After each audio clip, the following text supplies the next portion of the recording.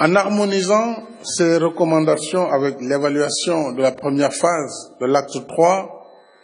nous disposons sans doute d'une base suffisamment large et pertinente pour tracer les contours de la seconde phase de l'acte 3 de la décentralisation. Il s'agira, entre autres, d'apporter les réponses idoines à des problématiques majeures telles que la fonction publique locale, le traitement moderne de l'état civil, le statut de l'élu local, la correction des incohérences territoriales,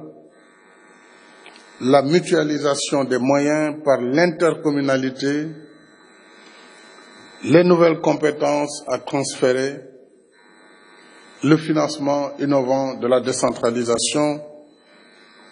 la nomenclature budgétaire et le régime financier des collectivités territoriales, l'aménagement du territoire et l'émergence de pôles territoires régionaux, puisqu'on avait supprimé la région comme collectivité. Il va falloir donc, au-delà des départements, travailler sur une cohérence territoriale, agroécologique qui nous permette de venir vers des pôles territoires, les statuts des pôles urbains et enfin la coopération décentralisée, entre autres. Ce sont là les défis que nous devons relever ensemble. Avec une politique de décentralisation bien articulée, nous avons la possibilité d'améliorer davantage l'exécution des politiques publiques, surtout en matière de justice sociale et d'équité territoriale. Ceci à travers les différents instruments qui ont été montrés tout à l'heure dans le film, ces programmes d'urgence qui ont été conçus pour les collectivités. Je vais en citer le PUDC, Programme d'urgence de développement communautaire, le Programme national des bourses de sécurité familiale, le programme CMU, qui est la couverture maladie universelle,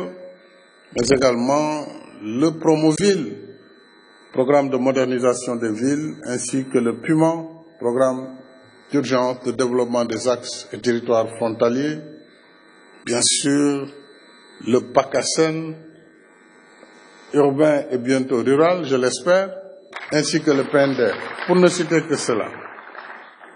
Alors toutes ces incitations, toutes ces initiatives, j'allais dire, mises en œuvre et en cohérence, concourent à la réalisation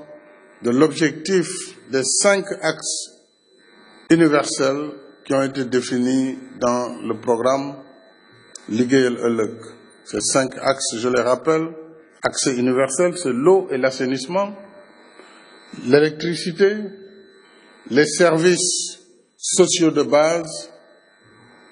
les services de mobilité collective et enfin les services sportifs et culturels.